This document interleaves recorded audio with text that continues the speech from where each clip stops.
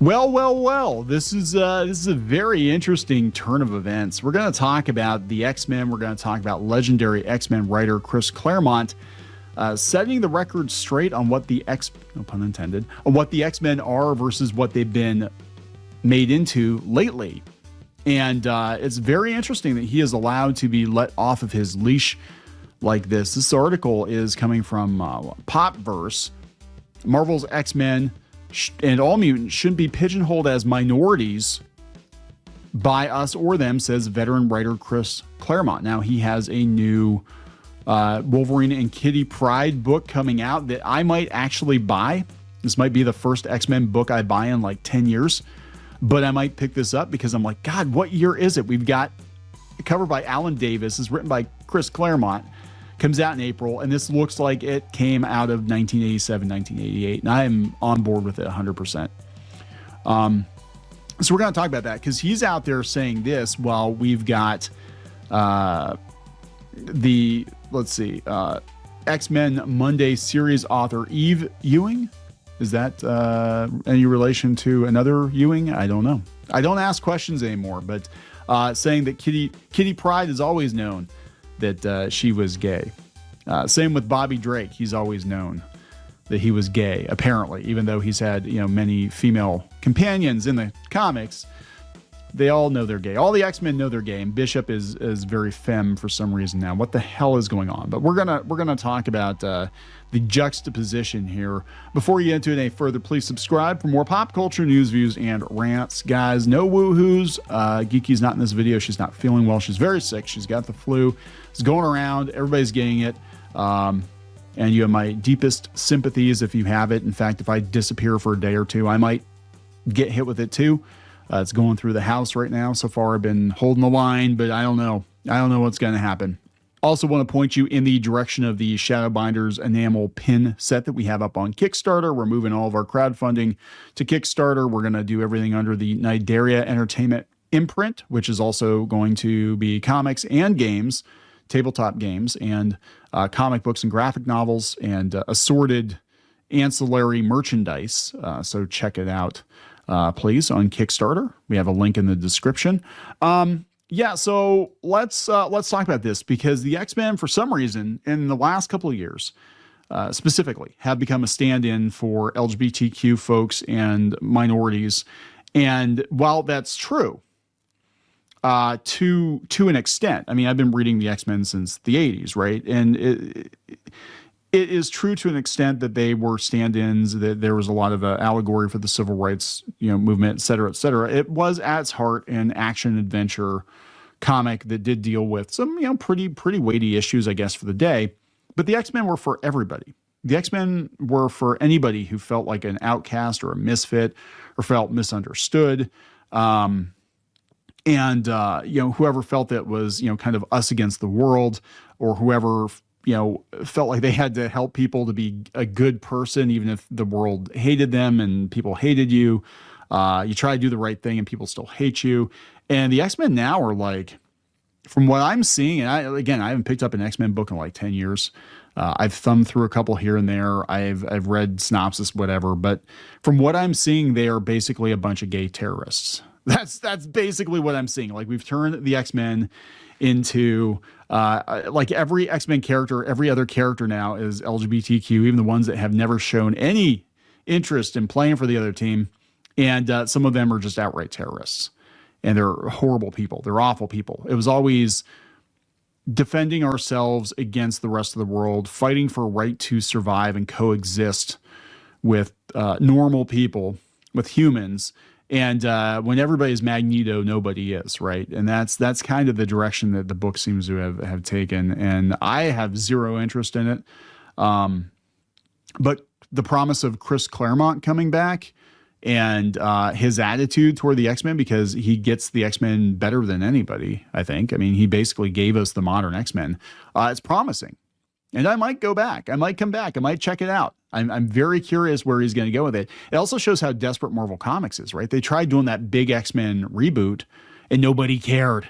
And this is right after X-Men 97 came out. And I know some people did not like X-Men 97. I freaking loved X-Men 97. I thought it was the best X-Men anything that's been put out in a very, very long time. And say what you will about Beau DeMayo, his takes or his politics or whatever. He understands those characters. He did not try to change them into people that they never were. Versus, many of the current year writers who are trying to make the X-Men a stand-in for themselves and their own issues. And, so anyway, this is Chris Claremont. Marvel's X-Men and all mutants shouldn't be pigeonholed as minorities by us or them, says the veteran writer. Chris Claremont says we should view mutants as unique individuals, not as minorities. That is a very interesting statement. And 10 years ago, 5 years ago, Marvel editorial would have clamped down hard on him and said, don't you dare. That's the modern audience. That's who the X-Men are for. So the writer says it's not easy being a mutant in the Marvel universe. While superheroes like Captain America and Thor are celebrated and adored, the public has made mutant heroes like Cyclops and Nightcrawler into pariahs. Since their debut in 1963, the X-Men have been persecuted by society. Multiple storylines involve the team being hunted and imprisoned by government officials. Yes. Readers and scholars have compared academics, modern day academics, librarians in Portland have compared the mutant experience to the civil rights movement, noting that the X-Men face the same type of persecution as minorities.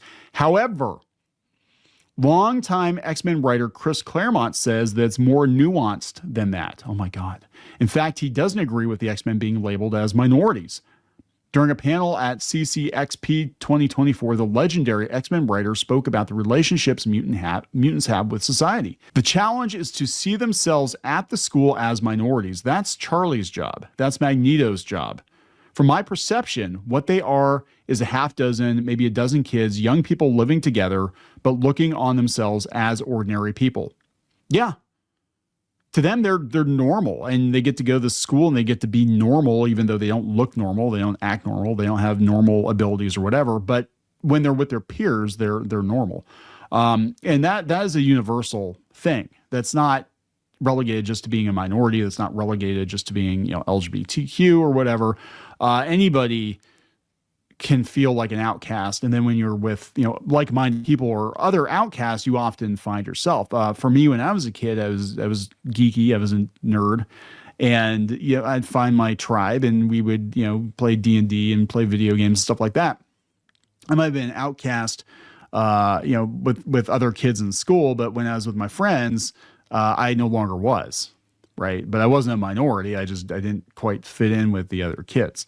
But yeah, they have abilities. Yeah. Leonard Bernstein had abilities. From their perspective, it's not much different. He composed and played brilliant music. They saved the world, A and B. The key is to think of them as people, not as heroes. Not, yes, I'm a minority. No, you're a person who is trying to live a normal life. Other people may see you as a minority. You may react to them as a minority. You may look at yourself objectively as a minority, but as a person, you're a person. Nightcrawler is the most dynamic non-human physicality, has the most dynamic non-human physicality on the team, but his attitude is, I'm the person God made. Who am I to argue with God? I'm just going to live my life like a normal guy and see what happens next. Yes, he used to hide the way he looked because he's not stupid. Blue skin, 2 fingers, 2 toes, and a tail definitely make you stand out. It took Logan to challenge him to take off the mask and be a normal person and see if anybody else notices to get him to do it. Other than that, he just tried to live a normal, cool life as someone who loves acting, who is a theater performer, and who is a stuntman.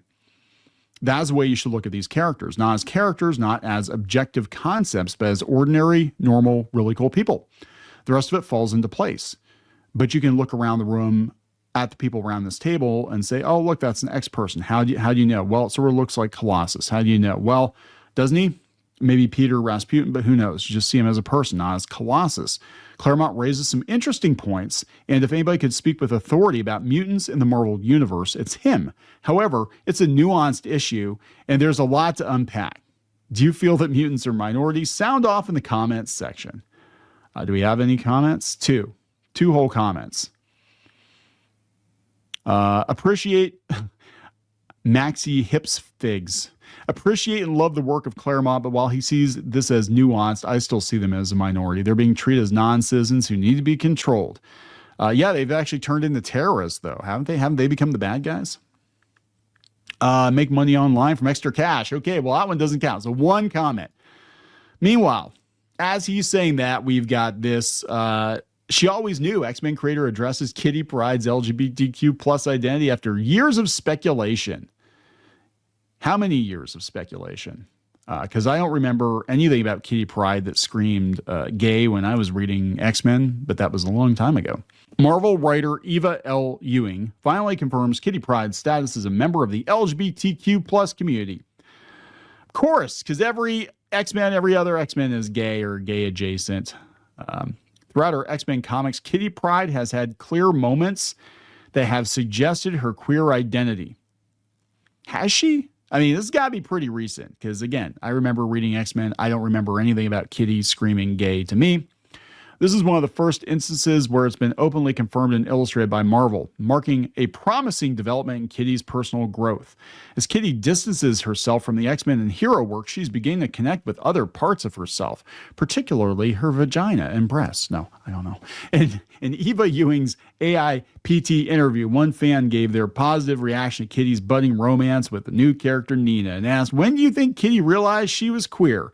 And Ewing replied, "They're so cute, aren't they? I also love Carmen's character design for Nina. She's adorable. I think Kitty probably always knew, but compulsory heterosexuality and the lack of some of that language being available, queerness in particular, as a kind of expansive way to encapsulate how she's felt toward a lot of female relationships we've seen her have over the course of her life would have held her back. Also, she had a very weird adolescence. I'd like to think of Bobby's journey." What journey? There was no journey. Phoenix is like, "Hey, Bobby, you're gay." "I am?" "Yeah, you're gay." You know, gay. Like all those women I banged? Yeah, it doesn't count. You're gay. You know what I'm saying? There was no journey. It was the writer made Bobby gay. Was it Cena Grace? Is that who it was? There's no indication that Bobby Drake is gay prior to that, right? Bobby's journey gave her a new lens on things, and since she's starting a new life right now anyway, why not go all in on trying things out with a great new person? Kitty Pryde, the college years. As we know, cute, healthy couples in comics always last forever. Nothing bad ever happens to them, so I'm sure things will work out just fine. It's a brand new era. So I have to wonder, in the Chris Claremont penned Kitty Pryde and Wolverine book, is she going to have gay feelings for anybody, or is he just going to gloss over that because he's going to be like, "Yeah, it's not my Kitty Pryde. That's not how I envisioned her.